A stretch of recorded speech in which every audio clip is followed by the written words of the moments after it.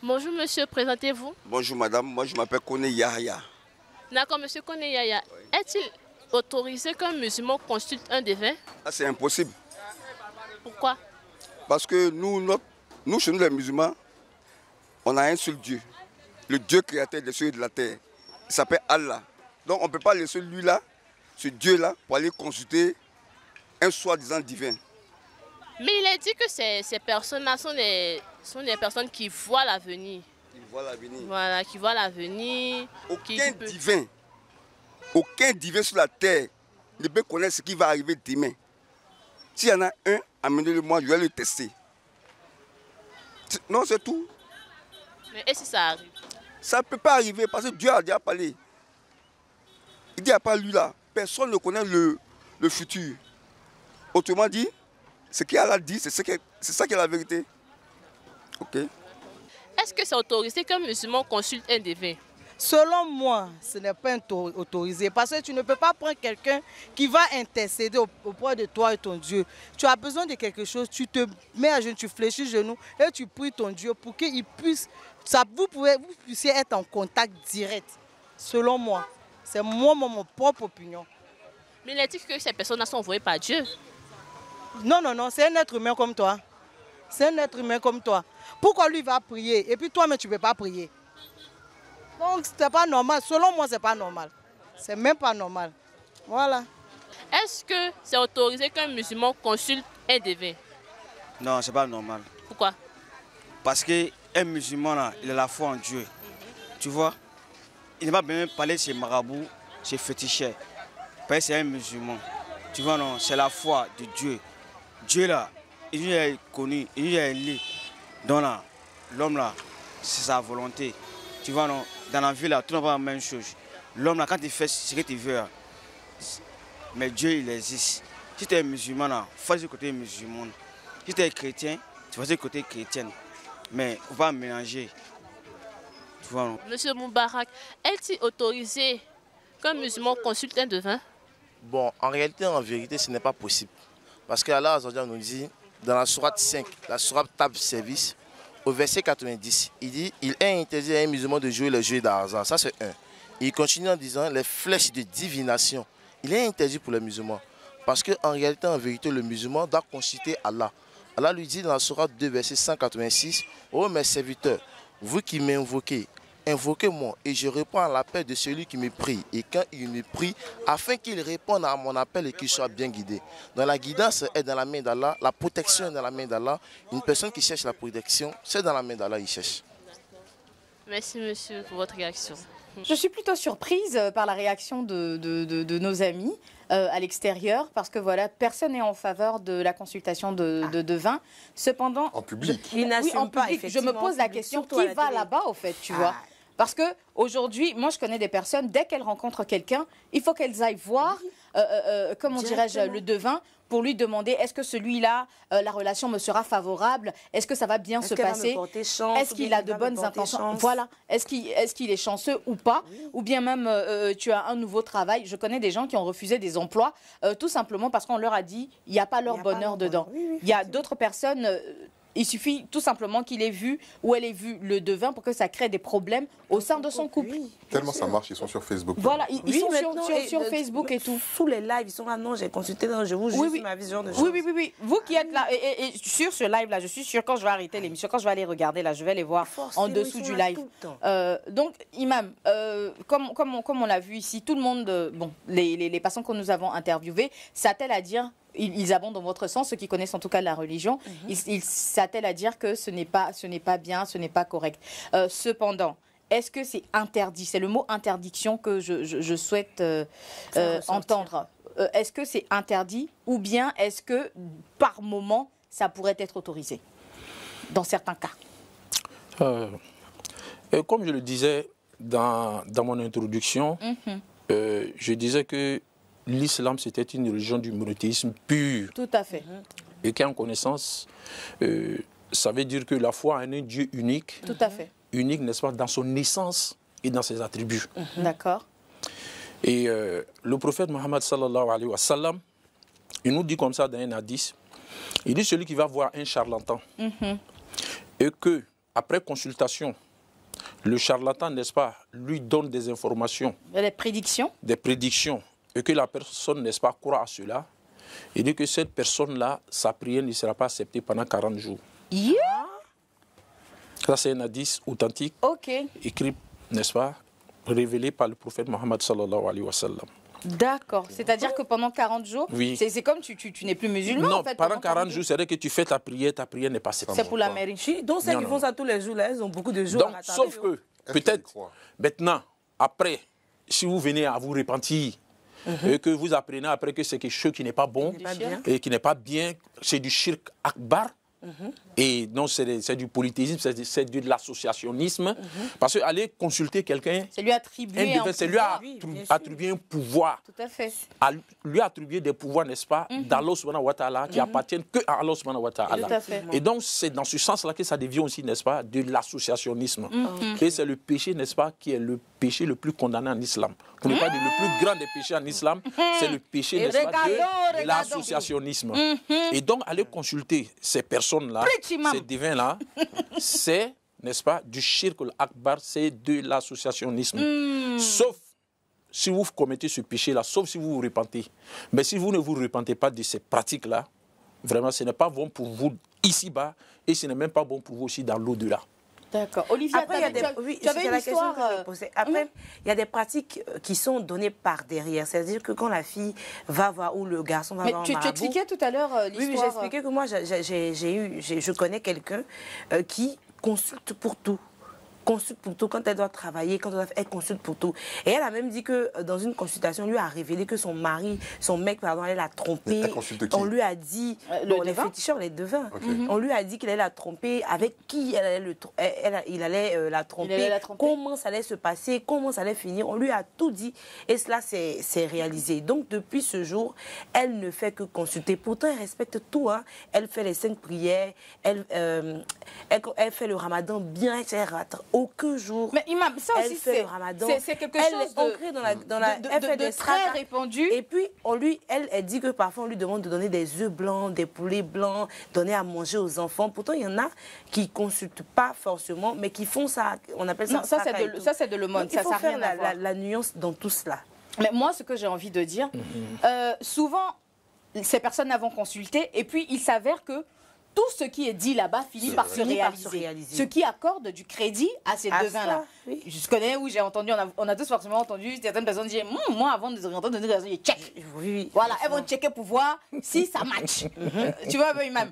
Donc là, si tout ce que comment on appelle ça, le devin dit que se réalise, est-ce que finalement.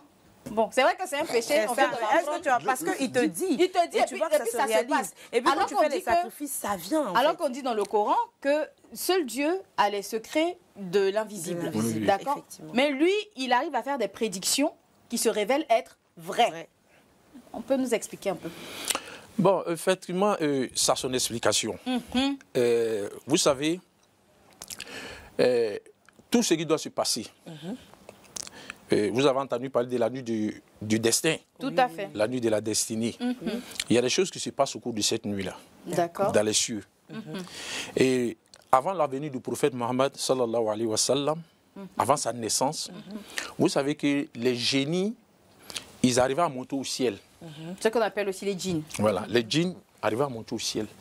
Et quand ils montaient au ciel, ils vont souvent écouter... Aux portes. Voilà, aux portes, ils vont se mettre aux portes des cieux, n'est-ce pas, pour écouter ce qui est en train de dire, l'ordre, n'est-ce pas, les révélations que Dieu donne aux anges, et donc l'ordre doit descendre, n'est-ce pas, sur la terre. D'accord. Et ils avaient pour habitude d'aller pouvoir écouter ça. Et avant la naissance du prophète Mohammed, sallallahu alayhi wa sallam, l'avènement de l'islam, à un certain moment, Dieu, n'est-ce pas, il y a eu une pluie de météorites. Voilà, ça a été dans l'histoire. Les scientifiques même. Voilà, il y a une grande pluie de météorites. Et cette grosse pluie de météorites-là avait pour, n'est-ce pas, pour but objectif de pouvoir chasser tous les génies qui étaient, n'est-ce pas, aux environs des cieux. Parce qu'il y a un être maintenant qui va naître, qui est le prophète Mohammed, sallallahu alayhi wa sallam. Et donc, il y a un livre aussi qui lui sera révélé, qui est le Coran. Et donc, le Coran, n'est-ce pas, va descendre par l'entremise de l'archange Djibril qui va descendre avec. Et donc, pour que ce livre-là garde toute son authenticité, pour que l'ange, n'est-ce pas, puisse le transmettre et qu'il n'y ait pas de fuite, n'est-ce pas, dans la transmission. Et donc, Dieu a nettoyé les cieux comme ça. Et donc, pour, n'est-ce pas, chasser tous les génies et aussi empêcher dorénavant ceux qui essaient, n'est-ce pas, de monter là-bas pour pouvoir aller écouter. Voilà. Oui. Et donc ça, c'est le principe. Et vous savez que les gens qui font ça généralement, il faut comprendre les choses dans leur source. Il y en a, c'est-à-dire que quand tu essaies de regarder dans le fond, en réalité, c'est des pactes qu'ils ont signés. Voilà, il y a des gens qui signent des pactes, n'est-ce pas, avec les génies. Et donc, certains génies, n'est-ce pas, vont leur recommander, n'est-ce pas, à faire certaines choses qui vont, n'est-ce pas, à l'encontre de leur foi. Et donc, ces génies-là qu'on appelle en islam Shaitan, n'est-ce pas, qui a pour mission de pouvoir égarer l'homme. Et donc, il use de tous les subterfuges, il a toutes les ruses, n'est-ce pas, à sa possession pour pouvoir, n'est-ce pas, embellir tout aux yeux de l'homme et, n'est-ce pas, le détourner du droit chemin. Et donc, dans cette lancée-là, tout ce qui peut l'amener à pouvoir, n'est-ce pas, égarer la créature, à égarer l'homme, n'est-ce pas, le génie, n'est-ce pas, ça donne à cela. Et donc, quand il monte dans les cieux aujourd'hui, vous allez voir dans le Coran, la sourate 37, dans les premiers débuts, vous allez voir où Dieu va parler. Il va dire que lui, il embellit les cieux. Il embellit, n'est-ce pas, les voisinages du premier ciel avec les étoiles. D'accord. Et que ces étoiles-là sont là, que ce sont, n'est-ce pas, des météores qui sont là, qui gardent les cieux, pour pouvoir empêcher, n'est-ce pas, les génies de pouvoir monter dans les cieux. Et donc, parmi ces génies-là, celui qui essaie de monter pour pouvoir aller tendre l'oreille et pouvoir écouter, alors on le fait, n'est-ce pas, chasser, n'est-ce pas, par un météore. Et donc, souvent, qu'on voit les étoiles filantes et tout ça.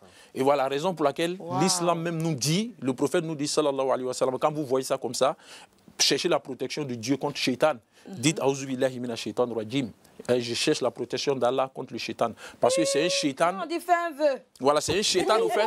Oui, au fait, c'est un Shaitan qui a essayé de monter et donc qui a été, n'est-ce pas, lapidé. Voilà, qui a été chassé. Ah, on va faire les vœux maintenant. Et voilà. Et donc, quand il va là-bas, et Dieu va dire souvent, Dieu, n'est-ce pas, dans sa science, souvent, il va arriver que certains vont pouvoir, n'est-ce pas, arriver à récupérer une seule parole dedans. Et donc, quand il a... Voilà, le temps qu'on arrive à cacher, c'est vrai qu'il donne au génie qui est en bas de lui. Parce que quand ils montent, ils se mettent, n'est-ce pas, en file pour monter. Voilà, ils sont solidaires. Et donc, celui qui prend l'information là-bas descend, il donne à celui qui est en bas. Et au fur et à mesure, jusqu'au dernier maintenant, qui prend ça pour aller donner ça au charlatan. Et donc, quand celui-là va donner au charlatan, le prophète... part de vérité. Le prophète nous dit ça, sallallahu alayhi wa sallam. Il dit donc, quand il vient avec cette seule vérité-là, le charlatan maintenant va prendre cette seule vérité-là et il va l'embellir, n'est-ce pas, avec 100 mensonges. 100 mensonges, n'est-ce pas, pour pouvoir lui dire. Et donc, c'est la raison souvent de la coïncidence et de souvent quand les gens vont les consulter, on voit qu'il y a certaines choses qu'il dit qui s'avèrent. Bon, ça peut avoir son explication à cela. Mais il faut toujours reconnaître que cela est interdit. Absolument. Et l'islam n'interdit pas sans toutefois donner, n'est-ce pas, un remède, une solution. Peut-être que nous allons venir à ça, mais c'est pour dire que même s'il arrivait que la personne a dit vrai, c'est comme quelqu'un qui dit non, demain matin à 7h il pleut. Et puis demain matin, effectivement, à 7h il a plu. Qu'il pleuve ou qu'il ne pleuve pas, la personne a menti. Oui, non, parce que la personne n'a pas la science infuse pour pouvoir nous montrer. C'est biné. Et souvent, même quand vous regardez, même au niveau de la météo, quand souvent ils nous parlent, ils nous parlent toujours de possibilités. Possibilités, effectivement. Ils nous parlent souvent de possibilités de pluie.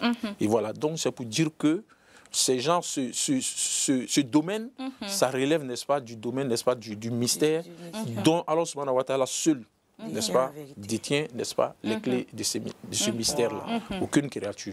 D'accord. Voilà. Même les coris aussi, parce que voilà, on parle de charlatanisme. Cependant, il y a aussi les personnes qui ont des génies. Tu vas voir, il y a une femme qui est dans le quartier, on dit elle tape pas poteau. Non, tu as une maladie depuis des années et tout ça, ça va pas. Tu viens, tu la vois et puis après, elle te dira, par exemple, c'est telle personne qui est à la base de ton malheur, qui te rend malade et tout ça. Voici tel sacrifice qu'il y a à faire. Et puis quand tu fais, tu vois que ça va. Est-ce que ça aussi, c'est du shirk, c'est-à-dire que c'est un interdit? Mais tout ça c'est du shirk. Oui, non, je vais vous expliquer. Tout ça, c'est du shirk. Voilà. Le féticheur, n'est-ce pas, il guérit. Oui, il guérit, effectivement. Vous voyez, la science, c'est la guérison, la science, ça fait partie de la science, ça fait partie des choses les mieux partagées. Voilà. Que ce soit le divin, peut-être même le sorcier guérisseur et tout ça. Voilà, toutes ces personnes, ils guérissent. Mais seulement que c'est la manière. Est-ce que vous comprenez? Nous, on se dit qu'on a un seul Dieu qui est Allah subhanahu wa ta'ala. Et ce seul Dieu, nous, on adore. Et quand on a un seul problème, n'est-ce pas, on fait cas à Dieu pour pouvoir, n'est-ce pas, lui soumettre nos problèmes. Et lui-même nous dit dans le Coran, il dit, il dit, invoquez-moi, afin que, n'est-ce pas, je vous réponde. Mais qu'est-ce que ces personnes-là encourent? C'est-à-dire que quand ils vont consulter par un charlatan, un féticheur, on leur donne des tâches à accomplir, des sacrifices à faire pour avoir la réponse au problème. Mais ils ont fait ça dans l'islam, vous venez de nous dire que c'est interdit. Est-ce qu'ils seront suivis par des génies? Comment on fait pour le jour où ils décident de se repentir, pour les délivrer, ce genre de choses? Est-ce qu'ils prennent des esprits négatifs là-bas ou bien c'est une manière de signer aussi un autre pacte, autant que le féticheur? Ça arrive. Dans certains cas, ça arrive. Parce que le féticheur même qui est là, c'est un maître d'abord qui est là. Voilà, pour ne pas dire qui est là aussi, qui cherche, n'est-ce pas, à ramener des âmes. À ramener des âmes avec lui. Et donc, lui, le génie aussi avec qui il travaille, il a fait ce pacte-là. Sa mission aussi auprès de ce génie-là, n'est-ce pas, c'est de pouvoir, n'est-ce pas, ramener aussi des gens, n'est-ce pas, pour pouvoir gonfler leur rang. Et c'est comme ça. Et donc, c'est un pacte donc, où chacun a sa partition, chacun joue sa partition. Voilà, le génie a son service. Et lui aussi, d'autre côté aussi, lui aussi, il est au service du génie. Est-ce que vous comprenez? Tout à fait. Et voilà, donc, dans cette symbiose-là, chacun est juste sa partition. Mais il faut dire que, c'est ce que je dis toujours, Dieu nous dit dans le Saint-Coran, il nous dit que il dit, oh vous qui avez cru, ne suivez pas les pas du diable. Il dit parce que le diable, il a plusieurs pas, il a plusieurs chemins, il a plusieurs voies, n'est-ce pas, pour pouvoir tromper les gens, il a plusieurs voies pour pouvoir appeler les gens, n'est-ce pas, à la perdition. Et donc, quand il va tenter cette voie-là, quand ça ne marche pas, il faut te dire toujours qu'il y aura une autre voie qui va toujours venir. Mais toujours est-il que c'est toi, en tant qu'homme de foi, croyant, parce qu'on ne peut pas avoir cette foi-là, avoir cette croyance-là, et ne pas être, n'est-ce pas, sujet aux tentations. Voilà, ça c'est le quotidien. Voilà, c'est la base. Et c'est ce que Dieu nous dit dans le Saint-Coran. Vous pensez que vous allez dire que vous avez cru que Dieu va vous laisser comme ça sans vous tenter. Mais c'est dans la tentation, n'est-ce pas, que le véritable Coran se révèle. Celui, n'est-ce pas, qui a la foi forte, la foi qui est ancrée en lui.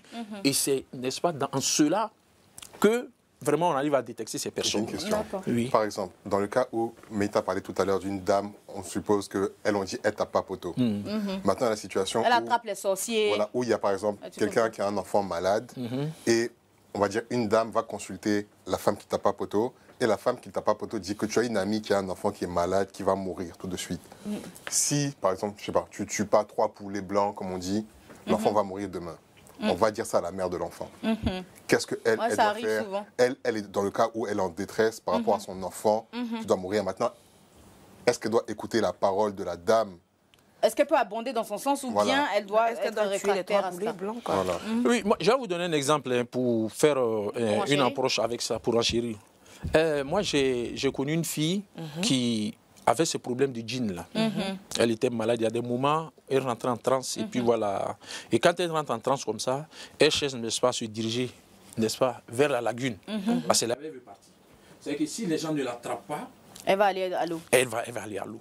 Et c'est comme ça. Chaque fois quand elle rentrait dans son état, vraiment pour pouvoir la maîtriser, ce n'était pas facile. Mais c'est une petite. Mais pour pouvoir la maîtriser, elle avait une de ses forces en elle, tu n'arrivais pas à comprendre. Et donc, à un certain moment, ses parents, cherchant les remèdes, des solutions, ils sont allés trouver quelqu'un qui leur a dit comme ça, qu'après les consultations, qui leur a dit que non, pour que la fille, n'est-ce pas, ils puissent la laisser tranquille comme on le veut, il faudrait que chaque vendredi, elle s'habille en blanc. Elle s'habille en blanc elle porte des coris. Elle met aussi des coris autour d'elle. Et donc quand les parents ont appris ça, et les parents, moi j'ai entendu, c'est vrai que ça m'est passé à l'oreille, comme je connaissais bien les parents, je suis allé les trouver, j'ai dit non, ne faites pas. Il est passé, c'est un pacte en réalité. C'est ça. Ils cherchent maintenant à pactiser. C'est une forme d'adoration masquée, pour que les vendredis, quand ils s'habillent là, en blanc, elles s'habillent, n'est-ce pas, sous leur injonction. Donc ça devient comme une adoration. J'ai dit ne faites pas cela. Voilà, procédez par d'autres moyens. Voilà, il y a des gens, il y a des praticiens, il y a nos parents même au village là qui font des canaries. Il y a des racines et tout ça qui sont faits et qui n'ont rien à voir même avec ces pratiques-là. Quand la personne commence à laver ça, à laver les décoctions et autres là, mais ça passe. Oui, non, ça passe aisément. Mais c'est pour dire que en tout état de cause, il faut vraiment faire attention à toutes ces pratiques-là. Mais pour l'exemple que Emmanuel vient de donner, est-ce que la mère, par exemple, qui est en détresse là, pourrait se donner le droit comment dire, de faire ces sacrifices-là? pour pouvoir sauver son... Effectivement, voilà, non, oui, c'est vrai que là, le frère, il montre là comme la maman n'a pas le choix, n'est-ce pas? Mais en réalité, la maman, en le faisant, obéit. Mais elle doit laisser son enfant mourir. Non, mais écoutez, la mort là, c'est-à-dire que il faut qu'on comprenne. Voilà, la mort, c'est Dieu qui tue. Est-ce que vous comprenez? Excusez-moi, c'est Dieu qui prend l'âme, c'est Dieu qui donne l'âme. Voilà, c'est lui qui donne l'âme et c'est lui qui retire l'âme. Tout à fait. Donc, aucune créature. Non, aucune créature. Même si elle a fait ça. Qui a fait pour que l'enfant va pas mourir? Si Dieu a décidé que l'enfant, n'est-ce pas, doit partir. Il va partir. Il va partir. Et même sans ça. Ouais, sacrifice ça rentre dans l'ordre de la croyance que l'imam a dit. Il a dit, tu crois en quoi? Quelle est ta foi? Elle peut se dire, je décide de croire en Dieu au-delà de toutes ces choses. Moi, je remets la vie de mon enfant en Dieu. Si Dieu a décidé que mon enfant va mourir, il va mourir. Si mon enfant doit partir, il va partir. Mais je garde ma foi. Mon enfant n'est pas le premier à partir. Il y en a qui ont perdu. Il ne sera pas le dernier. Et moi-même, je suis appelé à partir. Le devin même qui est là, qui dit, mais fais ça, lui aussi il s'en va. Partir. Moi, j'ai un autre enfant, c'est une anecdote. Il y avait quelqu'un comme ça qu'on disait que lui il vendait des bagues là. On dit que c'est bagues d'accident. Si. Quand tu mets cette bague là, quand tu dois monter, jamais les chauffeurs là dans la voiture, les chauffeurs de Baka surtout, je parle pour vous. Quand tu mets cette bague là, et quand tu dois avoir un accident, quand tu montes dedans, ça te serre. Moi, j'ai connu quelqu'un, à notre enfance ici, qui vendait ces bagues là. Et souvent, il partait à l'approche des marchés routes là. Voilà, il dit que voilà, c'est ce qu'il vendait. Voilà, cette bague là, tu l'as quand tu veux monter dans une voiture. Quand tu dois faire accident, ça te serre. C'est ce qu'il dit. Mais lui, il est mort à la suite d'un accident. Ah, voilà ça. Oui. Il y a deux cas. Il est mort à la suite d'un accident. Lui-même qui vendait ça. Moi, c'est pour dire que tout cela, vous voyez, non, c'est Dieu qui décide. Tout à fait. Et donc, nous, musulmans, on croit en Dieu, on croit en Allah subhanahu wa ta'ala. Voilà. Et les voies aussi, il y a d'autres voies aussi qu'Allah subhanahu wa ta'ala nous donne. Voilà, c'est pas, pour nous, c'est l'islam. La religion, ça régit, n'est-ce pas, tous les aspects de la vie de l'homme. Voilà, tous les aspects de ta vie, l'islam régit ça. Il y a un aspect de l'islam qui va parler, n'est-ce pas, de la situation dans laquelle tu te trouves. Il suffit seulement de te rapprocher des imams, des oustas, pour qu'ils puissent t'éclairer. Est-ce que vous voyez? Voilà. Et moi j'ai envie de... Comment dirais-je? Moi, en fait, c'est une anecdote que je viens raconter. Il y a une situation qui s'est produite dans ma famille. Un proche à moi faisait des trans de façon récurrente et tout. Et quand on a eu à appeler quelqu'un, parce qu'on était tous... tu vois, non, il y a de quoi saper le moral et tout ça, tu vois. Donc, le père, quand c'est comme ça, il a juste envie de mettre un terme à cela. Parce que les crises à n'en point finir... finalement, personne ne travaille parce que tout le monde doit être aux aguets. On ne sait jamais à quel moment, comment dirais-je, les crises vont recommencer. Donc, il faut impérativement la surveiller H24. Et ce qui se passe, étant à bout, il s'est dit, bon, d'accord, on m'a parlé d'un gars qui fait des remèdes et tout. Il va falloir la traiter. Mais ce gars-là, quand il est venu, au fait, il a dit que lui, il travaille avec les génies. Et ces génies-là, il va leur demander de protéger et de soumettre les génies de la personne en question. Donc, pour ce faire, il y a eu un transfert de génie. Donc, il lui a remis plus de génie qu'elle n'avait. Donc, certes, elle ne fait plus de crise, mais peut-être, par exemple, de 2 génies, elle a peut-être passé à 50, quoi. Tu as vu des choses comme ça. Donc, il y a toujours un coût très élevé à payer, au fait. Il n'y a rien qui est gratuit. Il n'y a vraiment rien qui est gratuit. C'est une histoire élevée. C'est un autre niveau. Et là, moi, j'ai envie de demander, est-ce qu'il y a un lien avec nos pratiques culturelles avec la divination? Parce que les devins et tout ça, on va dire que c'est très africain. C'est très, très, très, très africain. C'est vrai que les Blancs sont entrés dans la danse maintenant, mais c'est très africain. Dans un contexte où, avant, on parlait avec les ancêtres, après, on adorait l'eau, après, maintenant, on adorait la forêt et tout ça. Est-ce que ce n'est pas assez culturel aussi? Oui. En principe, vous savez... généralement, on le dit. Excusez-moi, je connais quelqu'un. Il dit, c'est vrai, on est musulman, mais on est marocain aussi. Ça veut dire... Tu as beau être musulman, surtout les xénophobes aussi. Non, ils ne sont pas musulmans. Il y en a qui sont musulmans. Votre imam est xénophobe, hein? Si, mais c'est vrai, les xénophobes là, ils sont musulmans, mais ils te disent... Non, mais votre imam est xénophobe. Voilà, votre imam est xénophobe. Oui, non, je vais dire qu'en principe, vous voyez, l'Africain même, généralement, nous sommes superstitieux. Oui, oui. Il y a cela en nous. C'est ancré en nous. Et donc, chacun plus ou moins a ce côté en lui. D'autres, vraiment, s'en sont débarrassés carrément, mais d'autres, n'est-ce pas, ont ces petits côtés à nous. Mais ce que vous devez savoir, ces génies-là, ces djinns, comme on dit, ces génies-là, ils sont de deux groupes. Voilà, parce que Dieu dit dans le Saint-Coran, il dit « Wa ma khalatul jinna wal ins illa liya'budun » Il dit « Je n'ai créé les djinns, les génies et les hommes que pour m'adorer. » Effectivement, il y a des génies aussi qui sont là, n'est-ce pas, qui sont soumis à l'adoration, des génies musulmans. Ils sont là. Et ils ne font pas de mal à quelqu'un. Voilà, et ils ne rentrent pas dans les corps pour pouvoir les hanter. Non, non, non, et ils ne font pas ça. Voilà, il y a ces génies qui existent. Ce sont des génies musulmans. Moi, je connais un village dont je ne vous dirai pas le nom.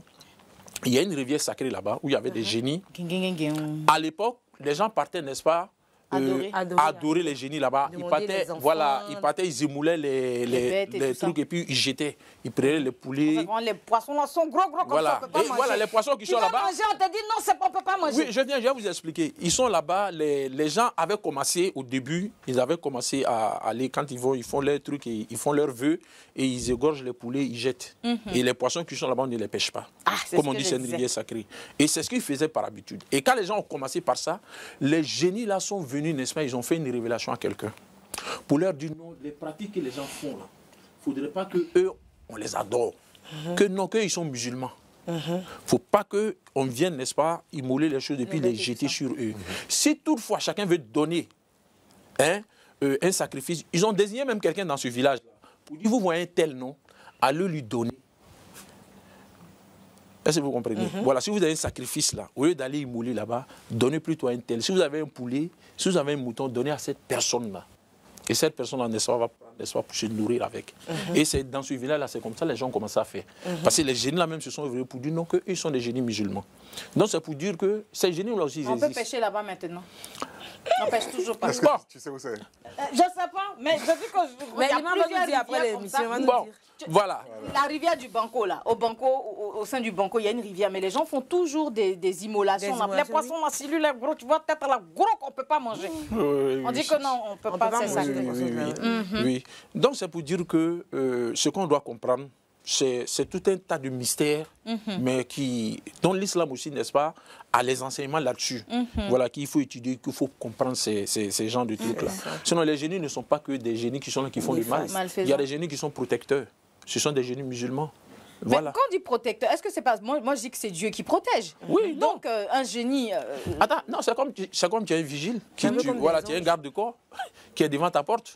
C'est vrai que c'est Dieu qui protège, mais peut-être que tu as quelqu'un quand même qui est de ta sécurité et tout qui est devant ta porte aussi, qui empêche les voleurs et autres là. Et bon, il y en a aussi comme ça parmi les créatures invisibles aussi qui sont bons. Parce que, Imam, ça crée beaucoup d'amalgames. Oui. J'ai déjà entendu, parce que moi aussi dans ma famille, il y a des personnes qui lancent des courriers et tout ça.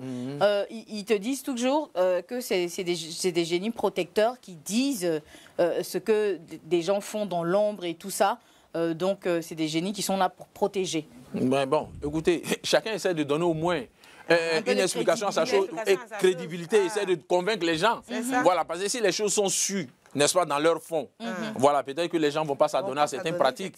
Et chacun plus ou moins essaie de donner. Voilà, chacun a une raison. Voilà, même celui qui est en train de faire le mal va toujours justifier son mal pour dire non, voilà pourquoi, voilà pourquoi. Mais c'est à nous seulement de faire très attention. Voilà. Ceux qui ont des révélations, par exemple, il y a des gens qui ont des songes, ce genre de choses, qui nous préviennent, par exemple, j'ai fait un songe, tu dois voyager là, ne va pas là. Si tu écoutes ce genre de personnes, est-ce que tu es dans le mal ou il n'y a pas de problème? Ça aussi. Oui, vous savez, en principe, quand tu essaies de voir le premier pilier de l'islam, cette parole-là, c'est de prononcer que la ilaha illallah Muhammad Rasulullah.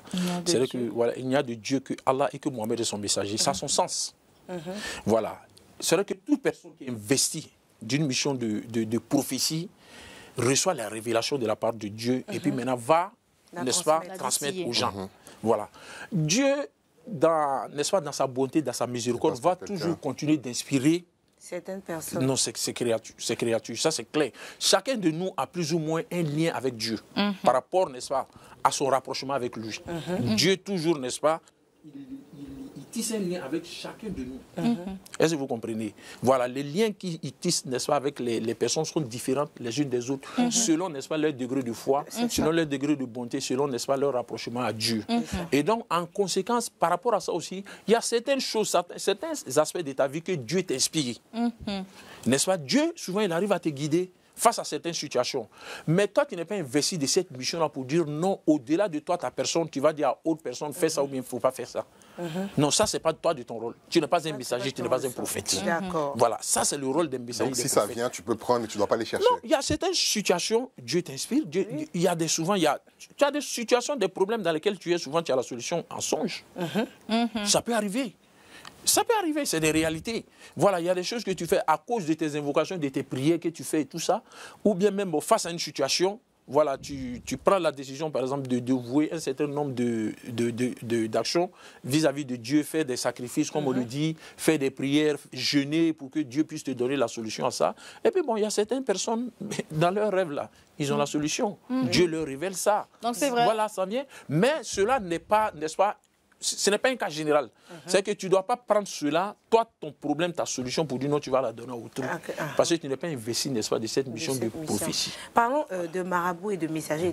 Il y en a qui... Il y a des marabouts de famille. C'est-à-dire, il y a des familles qui disent que nous, on a un marabout. Il y a la nuance, ils disent que non, le marabout, c'est autorisé, c'est féticheur qui n'est pas autorisé. Alors que tu nous as expliqué, c'est ceux qui enseignent l'islam, on a bien compris. Donc, ils ont des marabouts en famille. Chaque fois qu'il y a des soucis, le marabout dit non, sacrifiez tant, sacrifiez tant, sacrifiez tant.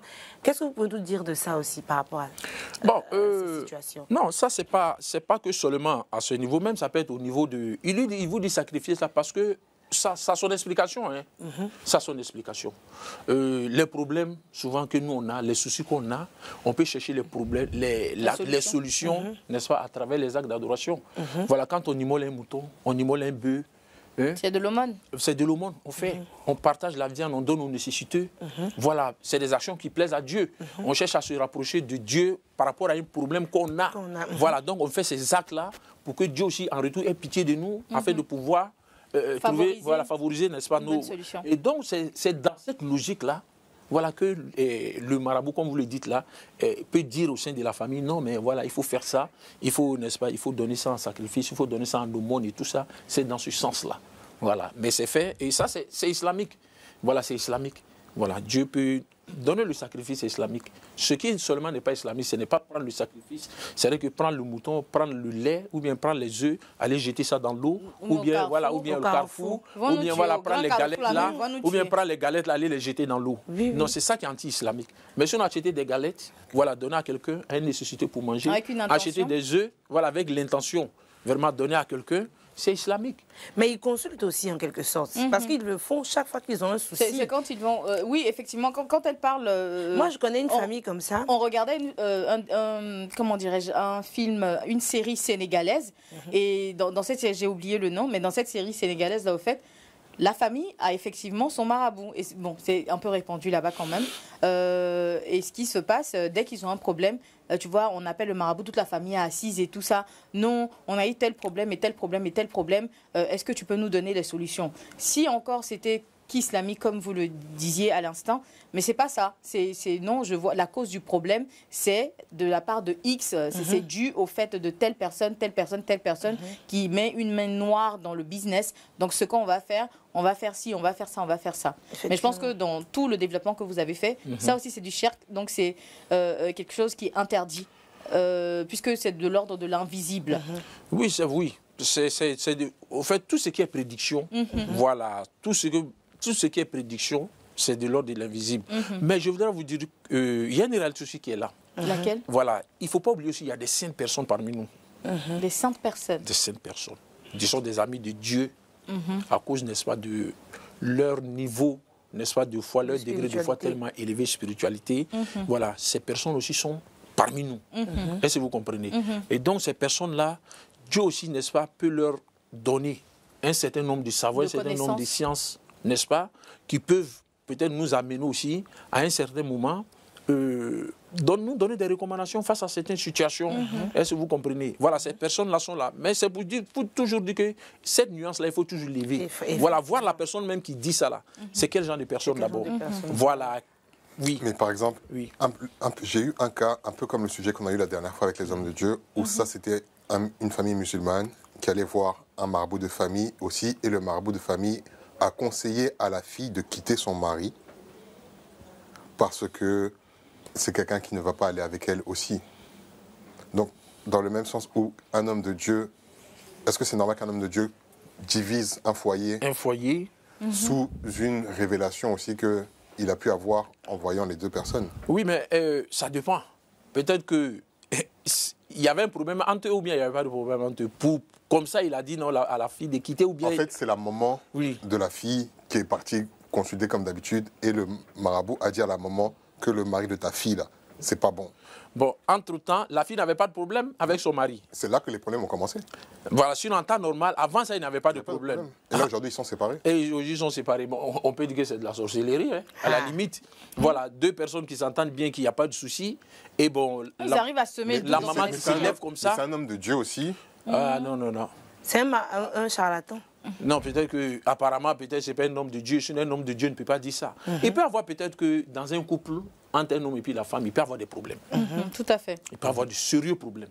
Peut-être que les gens peuvent intervenir dedans et tout et tout. Ça va arriver à un certain moment, on se dit, peut-être ceux-là, si peut-être qu'on ne les sépare pas, peut-être que ça va aller, c'est que ça va s'empirer, ça va engendrer de gros soucis peut-être pour tout le monde. Peut-être que dans ce sens-là, voilà. Mais ça, c'est face à des faits. À des faits qui sont clairs et tout ça, que tout le monde est au courant. Voilà, il y a des faits et tout ça, voilà. Mais pour rien comme ça, bon, voilà, alors que la fille vit bien avec son mari tranquillement, non, là, c'est pas bon. Voilà, celui qui a fait ça n'a pas agi, n'est-ce pas, selon les principes de l'islam. C'est ça. Voilà. Il n'a pas agi selon les principes de l'islam.